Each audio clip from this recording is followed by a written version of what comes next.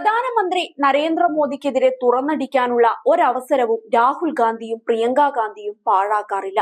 ഇപ്പോഴും അതിനൊരു കുറവുമില്ല. ഇത്തവണ വിമർശനവുമായി പ്രിയങ്ക ഗാന്ധിയാണ് എത്തിയിരിക്കുന്നത്.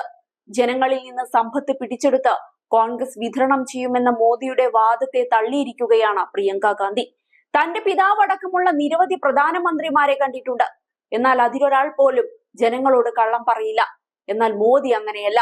നേരത്തെ പല തെരഞ്ഞെടുപ്പ് റാലികളിലായി കോൺഗ്രസിന്റെ പ്രകടന പത്രികയെ മോദി രൂക്ഷമായിട്ടാണ് വിമർശിച്ചത്.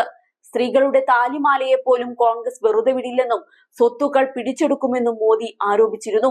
കോൺഗ്രസ് അധ്യക്ഷൻ മല്ലികാർജുൻ ഖാർഗെ അടക്കമുള്ളവർ മോദിയുടെ ആരോപണത്തെ തള്ളിയിരുന്നു. തെറ്റായ വിവരങ്ങളാണ് മോദി പ്രചരിപ്പിക്കുന്നതെന്ന് ഖാർഗെ ആരോപിക്കുകയുണ്ടായി. ഇതിന് പിന്നാലെയാണ് പ്രിയങ്ക രൂക്ഷമായ ഭാഷയിൽ മോദിയെ വിമർശിച്ചിരിക്കുന്നത്.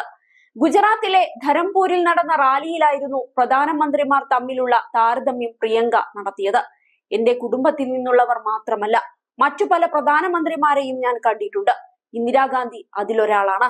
ഇന്ദിര ഈ രാജ്യത്തിനു വേണ്ടി ജീവൻ ത്യജിച്ചവരാണ്. രാജീവ് ഗാന്ധിയും പ്രധാനമന്ത്രിയായിരുന്നു. അദ്ദേഹത്തിന്റെ മൃതദേഹം എനിക്ക് ചിന്നിച്ചിതറിപ്പോയ നിലയിലാണ് ലഭിച്ചത്. രാജീവ് ഗാന്ധിയും രാജ്യത്തിനു വേണ്ടി ജീവൻ ത്യജിച്ച വ്യക്തിയാണ്. ഈ രാജ്യത്ത് വിപ്ലവകരമായ വലിയ മാറ്റങ്ങൾ പ്രധാനമന്ത്രിയായിരുന്നപ്പോൾ മൻമോഹൻ സിംഗ് കൊണ്ടുവന്നിട്ടുണ്ട്. അടൽ ബിഹാരി വാജ്പേയിയും പ്രധാനമന്ത്രിയായിരുന്നു. അദ്ദേഹം മാന്യതയുള്ള വ്യക്തിയായിരുന്നു. ഇതുപോലെ നുണ പറയുന്ന ആദ്യ പ്രധാനമന്ത്രിയാണ് മോദി. ജനങ്ങൾക്ക് മുന്നിലാണ് സംസാരിക്കുന്നതെന്ന് ചിന്തിക്കുക പോലും ചെയ്യാതെയാണ് അദ്ദേഹം നുണകൾ പ്രചരിപ്പിക്കുന്നത്.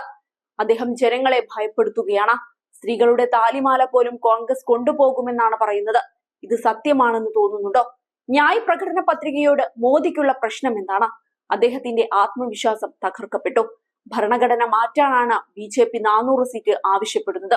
ആദ്യം അവരത് നിഷേധിക്കും, എന്നാൽ പിന്നീട് അത് നടപ്പാക്കുകയും ചെയ്യും. അതാണ് അവരുടെ അജണ്ട. BJPയുടെ രീതി ശ്രദ്ധിച്ചാൽ മനസ്സിലാകും. മന്ത്രിമാരും സ്ഥാനാർത്ഥികളും ഭരണഘടന മാറ്റുന്നതിനെ കുറിച്ച് സംസാരിക്കും, എന്നാൽ പ്രധാനമന്ത്രി അത് നിഷേധിക്കും. പക്ഷേ ഭരണത്തിലെത്തുമ്പോൾ അവരത് നടപ്പാക്കുമെന്നും പ്രിയങ്ക എടുത്തു പറഞ്ഞു. ജനങ്ങളുടെ അവകാശങ്ങളെല്ലാം അതിലൂടെ ഇല്ലാതാവുമെന്നും പ്രിയങ്ക ഗാന്ധി തുറന്നടിച്ചു. തന്റെ മുത്തശ്ശി ഇന്ദിരാഗാന്ധി യുദ്ധസമയത്ത് അവരുടെ സ്വർണം രാജ്യത്തിനു വേണ്ടി ദാനം ചെയ്തവരാണെന്ന് ദിവസങ്ങൾക്ക് മുൻപ് മോദിക്ക് മറുപടി നൽകിക്കൊണ്ട് പ്രിയങ്ക പറഞ്ഞിരുന്നു. ബംഗളൂരുവിൽ വെച്ചുള്ള കോൺഗ്രസ് പ്രചരണത്തിലായിരുന്നു പ്രിയങ്കയുടെ ഈ മറുപടി. ഇന്ന് TV ഓൺ ചെയ്താൽ ജനങ്ങൾ കാണുന്നത് അവരുടെ ക്ഷേമത്തിനോ വികസനത്തിനോ വേണ്ട കാര്യങ്ങളല്ല, പകരം ഭ്രാന്തമായ കാര്യങ്ങളും ആവശ്യങ്ങളുമാണ്. ഈ രാജ്യം 7 വർഷത്തിലേറെയായി സ്വതന്ത്രമാണ്. കോൺഗ്രസ് 50 വർഷത്തിലേറെ ഭരിച്ചു. ആരെങ്കിലും നിങ്ങളുടെ സ്വർണമോ താലിമാലയോ കൊള്ളയടിച്ചിട്ടുണ്ടോ? ഈ രാജ്യം യുദ്ധത്തിൽ ഏർപ്പെട്ടപ്പോൾ ഇന്ദിരാഗാന്ധി സ്വന്തം സ്വർണമാണ് രാജ്യത്തിനു വേണ്ടി സമർപ്പിച്ചത്.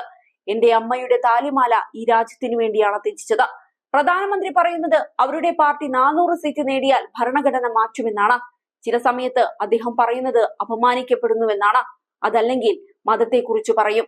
നിങ്ങൾ ഇതൊക്കെ അർഹിക്കുന്നുണ്ടോ എന്നാണ് പ്രിയങ്ക അന്ന് കാണികളോട് ചോദിച്ചത്.